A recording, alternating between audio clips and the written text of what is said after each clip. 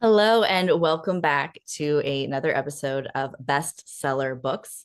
My name is Cynthia Johnson, and I am your host today, joined by Michael Gelb, the world's leading authority on the application of genius thinking to personal and organizational development. Michael has written 18 books, and you can find them all online. We'll give you his website and his book website after this. But today we are here to talk about his latest, Walking Well. Welcome, Michael. Thank you so much. Great to be with you. Uh, Great to be with you. I have to first start by asking 18 books. um, do you have a formula now down, or is every book different? Everyone's different. Everyone is the result of a sense of a calling and inspiration, something I'm passionately interested in that I want to learn about because writing a book is a great way to learn about something. And it's always something that I think will uplift humanity, that will enrich people's lives, and that I'm passionate about sharing, usually in some kind of seminar or keynote, as well as in the book. Fantastic. And coming up on your 18th book, here you are, Walking Well. Uh, can you give us just the first introduction, the elevator pitch for the book? Well, it wouldn't be an elevator pitch. We'd ask you to take the stairs because we want you to walk more. But the essence of it is it's kind of like everybody thinks they know how to drive. You live in LA, so you can clearly see every time you go out on the road that they're not as good as they think they are, that they're unconscious about how they drive. And if you've ever taken a professional driving course, which I have done, you get humbled and realize, oh my God, I could drive so much more effectively, not just carefully, but just use the machine so much better. So the same thing with walking is everybody takes it for granted. They think I already know how to walk, but what if you could walk with a little more comfort in every step? And that becomes increasingly important every decade of your life. So we know that walking is, as Hippocrates said, the best medicine. It's been praised throughout history as the secret of inspiration, of managing stress, of working out a problem. The ancient saying, solvitur ambulando, solve it while walking. Almost everybody knows that anything that's bothering you, you go for a good walk, especially in nature, and you're more likely to have an insight or a breakthrough. But what's different today is we have the scientific research that backs this up, and we can optimize literally every step that you take. And that's what the book is about, how to do that. And you say specifically around trees. Is that outdoors? It is the environment extremely important or an added benefit? Well, it's an added benefit because, I mean, obviously, it's better to walk in nature. It's better to walk around trees. It's better to walk on a sacred walk. One of my CEO clients recently went on a pilgrimage, the Santiago de Compostela pilgrimage walk, where you walk 20 miles a day in the sacred path of others and great saints and aspirants and so on and so forth. And he called me up. He said, can you give me a quick private course in your book? He said, I'm taking you with me on this trip, but I want to, he pays me money, so he, he can call me up anytime. That's what I do for my clients and my friends. So yeah, I gave him some guidance. But what I love the most about what we've shared in this book is you can make every walk a sacred pilgrimage. You can make every walking into your office, walking to go get your car, walking into the supermarket, by applying the really simple methodology that we share. Just in the first set, you'll change your walk from the first chapter. The problem is I'd love to share it with you and everybody and say, here's how to do it, except, and I'll just back up a little bit and tell you, I love walking. I've been studying movement. I'm a teacher of the Alexander technique. I'm a fifth degree black belt in Aikido. I teach Tai Chi. And walking has been one of my favorite pastimes for my whole career. I've taken my clients for walks over the years to do problem solving. But my co-author is a kinesthetic genius. And what he did, he came up with a sequence to reconsider how you walk and take the unnecessary stress out of your step. And in order to really get it, I can tell you what the sequence is, but you have to actually practice it. So we tell you in the book, here, the first principle is just explore your walking. What are your preconceptions about it? What have you been told about it? What are your ideas about it? Go for a walk and just explore those. Come back and write in your journal or discuss. Then we unpack some of those, and there's some common ones that people have. A lot of them are gender-based, walk like a man. I mean, that's a famous song. Walk like Clint Eastwood or, John Wayne, or, they're more current exemplars, but it hasn't really changed. Or walk like a lady, walk like a runway model. Or as people really struggle to try to find out who they are and reject old stereotypes of gender, walk the opposite of how you thought you were supposed to walk. But either way, people are walking in a conditioned way and not usually in a natural way. So we get people to first look at their conditioning. Then we invite you to let your feet come down any way they want and do a walk where you experiment with that. And it feels a little floppy. It feels a little strange, but it gets people to realize, oh, I've been controlling my feet. I've been imposing some sort of conditioning on every step I take. So then the next thing we ask them to do is, okay, bring your attention to your foot and ankles and notice if with every step, notice if you're slightly bracing for impact. And everybody, I haven't found anybody who hasn't noticed, oh my God, just before my feet come down, I'm bracing for impact. So then, of course, we invite you to explore unbracing. And it goes on from there. But when you unbrace, it's going to change every step you take. People say, oh my God, my foot just spread out on the ground.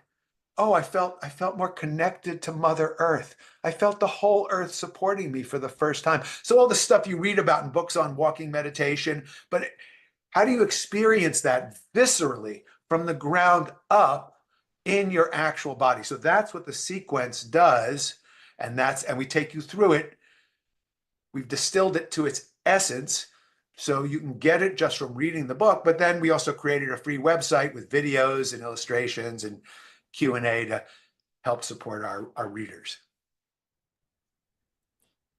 It at first was astonishing that you went from creativity to walking over the course of these many books you've written. And now, after you describe the impact piece, it's like a light bulb has gone off in my head, because are you saying there's a correlation between how you show up in a given situation and the walking?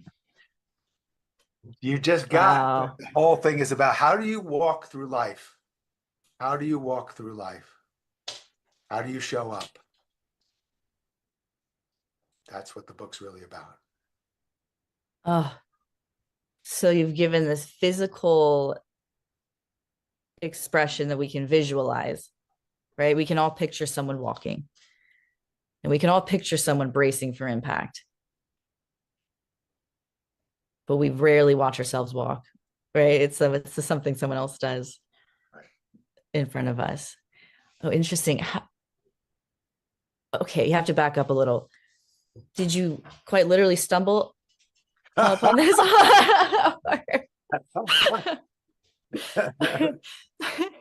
Well, what happened was I was going out to New Mexico for my first post-pandemic trip out there. I used to live there. I love it. It's the land of enchantment.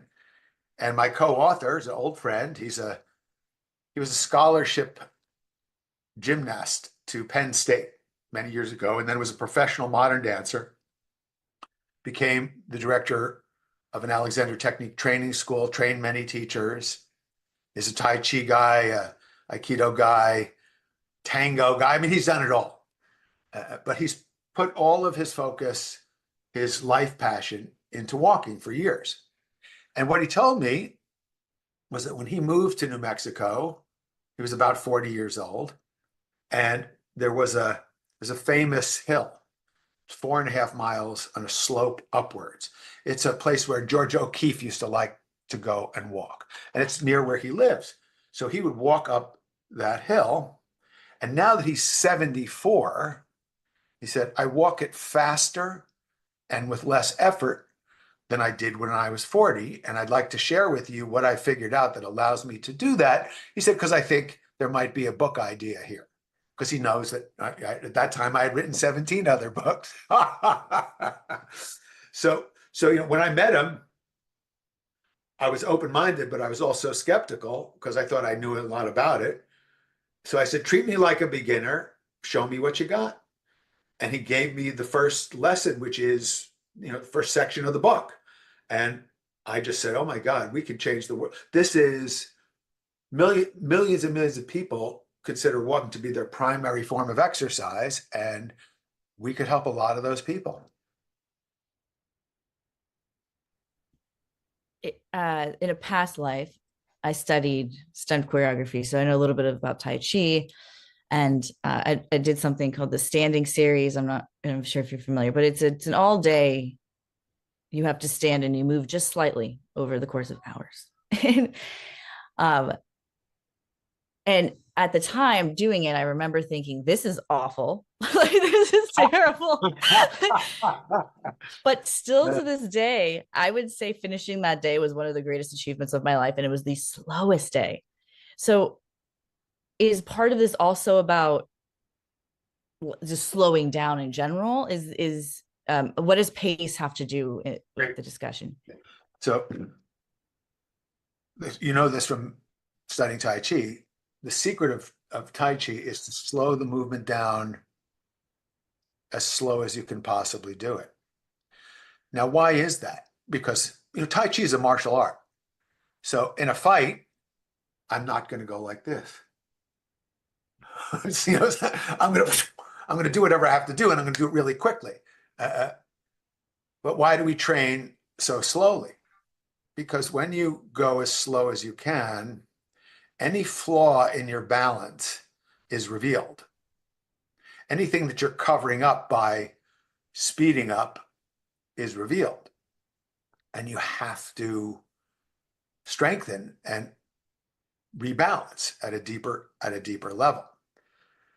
Now, the same thing seems to happen with our walking students, is at first, we're going to slow you down because you're going to bring more attention to every step you take.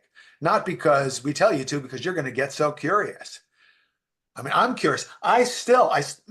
Every step I take, I am tuning into this and practicing what we wrote in the book because it's just delicious. It makes every step more sumptuous.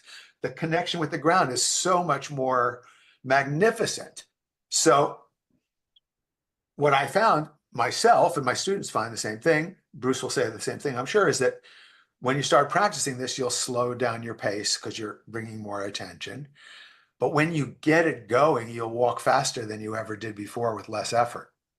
Because there's a thing that happens in natural walking, which is what we're really teaching, is how to get out of your own way, how to let go of habits that you either got from conditioning or trauma or injury, how to let go of those by raising your kinesthetic awareness, understanding the natural biomechanical functioning of your body, and then letting it operate.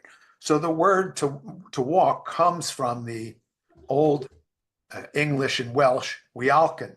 And what it means is to roll along. And when you get natural walking, you're just rolling along. It happens by itself.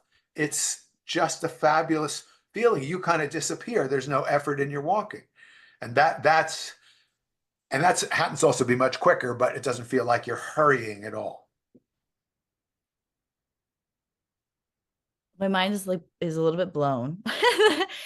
as because I can see it now, just the even the way you move your arms, right? It's not just the impact of the feet, right? There's do you talk on your toes? Do you lean forward? There's so many different. Have you seen people's walk drastically change doing this?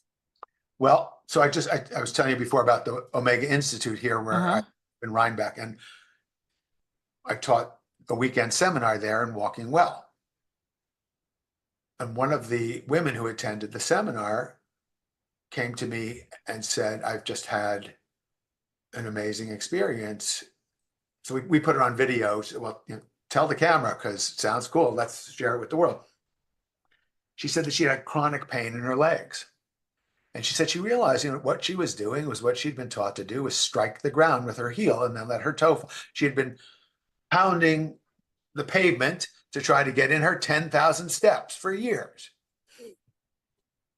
And from what we shared with her about tuning into the natural way your feet want to move and unbracing your ankles and peeling along and letting the whole earth support you in every step, she said, I apologize to my feet for pounding them into the ground, for striking the earth, and I let them be. I unbraced. She said, and for the first time in years, my pain is gone from my legs. I can't believe it. It's uh it's tension, right? It's attention is just you're at tension. You're at tension somewhere. Unnecessary. We need the Uh-huh. right amount of tension in the right place at the right time. Where we get into trouble is if we don't have enough in one area, we have too much in another area, Mm. then we're out of balance. And we have tremendous language for describing sounds, music critics. We have tremendous language for describing sights. We have art critics. Even for tastes and smells. I love wine. I'm a wine critic, food critics, detailed vocabulary for gustatory and olfactory phenomena. But we don't really have that much of a sophisticated vocabulary when it comes to kinesthesia and proprioception. So what Bruce and I are devoted to doing is help enrich your vocabulary and your understanding and your attunement to your own sense of your body, your weight, position, and flow of movement, and the sense of where you are in space at any given time. For those of who are listening, and me, could you define those two words that you just used? Sure. Well, here's the simplest way to do it. We'll do this together. Okay. So actually, I'll do it because you probably need to keep your eyes open since you're running the show. So, but if I put my fingers out to the side, you can try this later. I'm going to close my eyes and I'm going to place my fingertips on my nose. Okay. So you notice I could do that. You could do that very easily too, right? Your kinesthetic sense is your sense of position and movement. So it's how you know where your fingertips are and to move them over here. Your proprioceptive sense, comes from the same root as proprietor. It's how you know those are your fingers, it's your nose, and it's how you know where your nose is. So these parts are moving, your nose stays where it is, and you can find them every time with your eyes closed because your proprioceptive and your kinesthetic senses really are almost indistinguishable. They work together to give us our sense of how do I know, say sit up poised in your chair. How do you know that you're doing that? How do you know that you're sitting? How do you know it's you? It's your proprioceptive sense. Say, yeah, feel your foot on the ground. Now feel the ground underneath you, right? The ground has a different sense than your foot. Your foot, that's my foot. The ground is an object, but this is me. This is a subject. That's your proprioceptive sense. It's a profound element of our identities that we utterly take for granted. Wow. is th- is this something that can be done? I mean, this discovery, the walking, the figuring out, I mean, not just can it be done, should it be done with someone else who's pointing these things out to you? Or If you can afford it. That's why we wrote the book. You can do it on your own. We know well, colleagues, who do private lessons, and we teach classes. We have a online class Bruce and I are doing together on November 2nd. People can go to the Walking Well website and register for that, and we will teach you how to do it. I'm teaching a class at the Kripalu Center at the end of November in beautiful Berkshires on a weekend. I'll be out in California. First, I'll be at Rancho La Puerta teaching this. If you want to come and have a spa weekend, that's a Christmas weekend, Christmas week, actually. And then the week after that, I will be in Malibu at the gorgeous Serra Retreat Center with my colleagues, and we're going to be teaching Walking Well every day while we walk overlooking the Pacific Ocean. It's so exquisite. So yeah, there's plenty. It's great to learn this in a group, learn it from Bruce, learn it from, we're training facilitators in our methodology. That's another thing we'll be offering. People can sign up for that also at the Walking Well website. But we really aim to write the book so that you could read it, do the exercises in the sequence, do the practices. They're not really exercise, they're just awareness practices. And you can get it just from reading the book.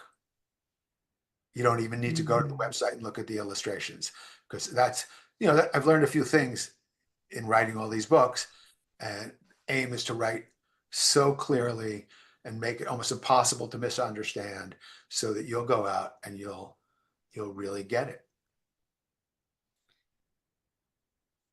I could, I think of all of the walking groups that are out there, and it would be great if one of my walking partners understood this and could say, hey, you're a little heavy on the big toe. Like, oh no, just to get well, the other thing is, it's great to walk together, as we know. And there's a whole chapter 8 is all about how to walk together, how to take your team out for a walk. If you're in an organization, how to walk with a friend, how to work in a relationship to work out issues, for negotiation, problem solving, even how to walk your dog. We go into all of it, because walking together is just so wonderful. But the first 7 chapters focus on walking solo, because as you rightly understand, once you get this, then it's easier to share it, obviously. Having said that, it's great to go through the book with a partner, a friend, or your walking group, and all do the practices and then compare notes. I want to say I heard a story from a longtime mentor of mine that Steve Jobs actually would take walking meetings every day, and I think there's a few others out there that do the same. Are there people that you can think of when you think of walking well? Well, I think of my co-author first. Okay. I'm serious, because he's a master of this approach, and he's probably out walking right now. That's why I'm talking to you. He said, I want to go for more to talk to her. Yeah. He's got his priorities down. Okay, and then how much time does someone need to commit to this, really? If you want to learn this, here's the good news. It's not like a thing, oh, you have to commit time. If you want to get it, put in a minimum of 12 minutes a day of focusing on what we teach you. But here's what's going to happen. If you do that, if you read the book and you do that, you're going to want to put in more time. It's not going to be, I don't like to do things that I don't want to do. I like to do things I love to do, that I'm passionate about, that are compelling, that are fun. So we wrote this, and the invitation in the book is to make every step more comfortable. We're not kidding. More vitality, really, actually. So why wouldn't you do that? More inspiration. Hello. So the book will walk you through itself in such a way that you don't have to, I got to make a commitment to try to do this every. No, why would we do that to you? We wouldn't do that to ourselves. No, that's great. That's good. That's good to know. Because is it this whole idea of, living a sedentary lifestyle or not getting up enough, we can fall into it very easily. Yes. It's an easy thing to fall into. I think for anybody, anywhere, any size, any shape, you just sit too long. And the next thing you know, you're sitting. It's like all day. So it's good to know that like 12 minutes or there's, some structure around setting realistic expectations. Sure. We teach you in chapter 4 is called The Four Dignities of Humanity. And this is from ancient Hindu, Buddhist, Taoist lineages. Pretty much every tradition in the world has an understanding that the way you sit, the way you stand, the way you lie down, and the way you walk are the way you live. Because if you think about it, that's pretty much all we do. We sit, we stand, we lie down, we walk, and we transition between those states. So we do spend some time and thought guiding people to get more out of sitting, more out of lying down, more out of just standing, and that will help you enjoy walking more. There's even a marvelous practice that you can do while you're sitting at your desk. I'm actually doing it right now, called soleus push-ups, that enlivens your whole metabolism and helps to counter the effects of having to sit for long periods of time, which many of us do. If you're doing Zooms all day as part of your job, or you have to sit in long meetings, it's good to know that you can still raise your metabolism, get your blood circulating by raising and lowering your soleus muscle, really just lifting your heel. I'm doing it now. Uh, Oh, so I also, my my desk turns into a standing desk, so I stand a lot of the time when yeah. I'm, when I'm Yeah. whatever. So Hmm. uh, Wow. Now you do learn that you learn these things also in Tai Chi. This again, it's you think it's the fast motions that get you there. No, no. This is a very eye-opening conversation and a very eye-opening book. Again, the visualization, the way you describe it, and sometimes hearing, this is why we do this, hearing from the author, and especially since you have a co-author that you had your own aha moment, and I see that as you're talking, and I hear it in your voice. Um, so for those listening, first 18 books. We're gonna read Walking Well. Then what are we reading? thanks for asking. Well, my most popular book is called How to Think Like Leonardo da Vinci: 7 Steps to Genius Every Day. It's in 25 languages. It's about how to really actually follow Leonardo's guidance for a more beautiful life and to develop your creativity. I went deep into his notebooks with the question, what's he trying to teach us? And translated this into contemporary terms. It came out in 1998, but it still sells really well all over the world because it's a universal message from the universal genius. And then the other books are a lot of different interests. I wrote one about Edison. I wrote one about the 10 greatest geniuses. I wrote one about improving your mind as you get older.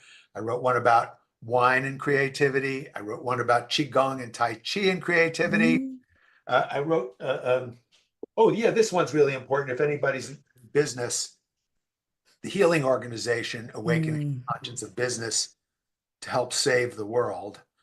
That's about becoming a healing leader and how raising the consciousness of business can indeed make a difference, because that's where the power and the money is really concentrated. And then if people want to go out and do what I've been doing for 40 or 50 years, they can read Mastering the Art of Public Speaking. So I write about that. Like I told you, I write whatever I have been most passionate about. Leonardo da Vinci was my childhood hero. So eventually I wrote about how to think like him. I almost said, "Where have you been?" all my life, but I've read that book. I actually, in my book, I wrote about Leonardo da Vinci because he wrote the first resume. That is correct. That's how my book opens is Yeah, I most illustrious Lord, having considered and seen the proofs of others who could count themselves as masters of war, engineers, let me, with all humility, share with you the following. And then he rocks the world of the Duke and gets the job. yes, yes. And when you write it, and then I felt so validated when I read your book. I was like, yes, because I was working with creatives who didn't want to have a resume. It felt too corporate. I was like, you're an artist? Well, let me tell you, it took an artist to get here. So all around amazing, incredible work. It's such a privilege to talk to you, and we we all need to be reading Walking Well. I think the timing, your discovery, um, is really profound. And where can we get the book Walking Well? Great. Well, people can just go. The best thing I would recommend is go to walkingwell.com so you can read all about the book. You can order the book and you can sign up for the course. Uh, it will take you to Amazon. So if you're already on Amazon, just boom, get Walking Well there. And please write a review because that really helps us. And we love independent bookstores. So if you have one near you, go ask them for Walking Well. And if they don't have it, tell them to get it Yeah. quick.